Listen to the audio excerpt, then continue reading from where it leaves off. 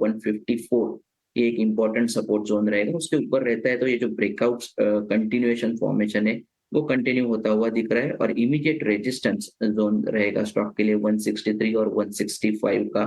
दूसरा उसके साथ में एक नैल्को के साथ भी जाना चाहूंगा। अगर नैल्को में भी हम देखते हैं तो काफी दिनों के बाद बुलिश मोमेंटम बढ़ता हुआ देखने को मिल रहा है। 170 ट्रेंड फॉलोइंग ट्रेडर्स के लिए इंपॉर्टेंट सपोर्ट लेवल रहेगा, उसके ऊपर रहता है। मुझे लगता है कहीं ना कहीं स्टॉक 185 190 की तरफ बढ़ता हुआ हम आने वाले दिनों में देख सकते हैं। 5 तक भी जा सकता है। नाल्को और टाटा स्टील, दो दिग्गज कंपनियां आपको पसंद है मेटल्स में, जहां पर तेजी आगे और थोड़ी बढ़ सकती है। चलिए आगे बढ़ते हैं। बाजार की तेजी और बढ़ी है इस दौरान, 24,900 से बढ़कर अब 25,000 के पार भी निफ्टी निकल चुका है। 325 अंकों की मजबूती निफ्टी में दिख रही है। निफ्टी बैंक को देखिए, करीब करीब 500 अंकों की तेजी यहां पर भी दिख रही है। दिन के निचले स्तरों से देखें तो 700 अंकों से ज्यादा की रिकवरी निफ्टी बैंक में आ चुकी है। जबरदस्त रफ्तार के मूड में बाजार दिख रहा है। एक और सेक्टर है जहां पर अच्छी मजबूती दिख रही है, वो है सीमेंट। हेल्दी आउटलुक, और लग रहा है कि FY 26 में यहां पर डिमांड काफी बढ़ेगी। इसका फायदा सीमेंट शेयरों को हो रहा है। सीमेंट सेक्टर्स में सीमेंट में पूरे पैक में आपको क्या पसंद आ रहा है अमूल जी?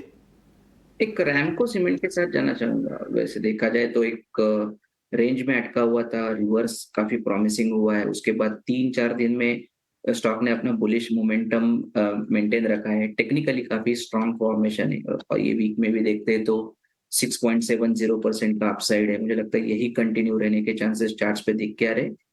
960 970 एक इम्पोर्टेंट सपोर्ट्स लेवल रहेंगे, उसके ऊपर रहता है तो आई थिंक हम कहीं ना कहीं ये स्टॉक को जो बुलिश मोमेंटम है वो एक्सटेंड होता हुआ दिख सकता है। ऑन द हायर साइड 1040 1050 एक इम्पोर्टेंट रेजिस्टेंस लेवल के काम करेंगे। चलिए अमोल जी, आप बने रहिए। आपसे कुछ और स्टॉक्स पे चर्चा करनी है, लेकिन उससे पहले खबर ये बता देता हूं कि जेंसॉल के लिए मुश्किलें बढ़ती नजर आ रही है। इरेडा ने कंपनी के खिलाफ इंसॉल्वेंसी की अर्जी दे दी है। खबर पर और जानकारी लेते हैं अपने सहयोगी अंजलि पालोस से। अंजलि, बताइए क्या डिटेल्स लेकर आई हैं आप?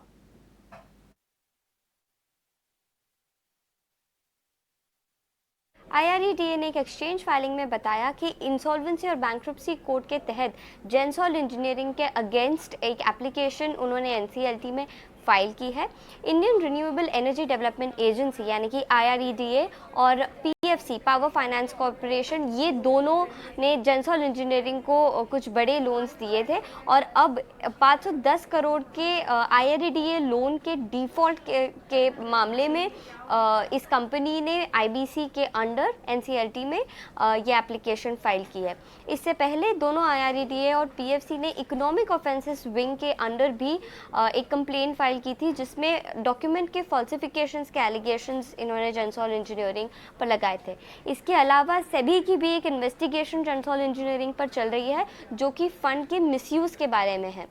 इस सेबी इन्वेस्टिगेशन के अंडर जो इंटरिम ऑर्डर आया था, उसके तहत जो मैनेजिंग डायरेक्टर अनमोल सिंह जगी है और whole time director Puneet Singh Jaggi, इन दोनों ने अपनी पोजीशंस से रिज़ाइन कर दिया था। और अब इन सारे लोगों में NCLT भी एक इन्वेस्टिगेटिव एजेंसी के तहत इस मामले में अब जुड़ चुकी है।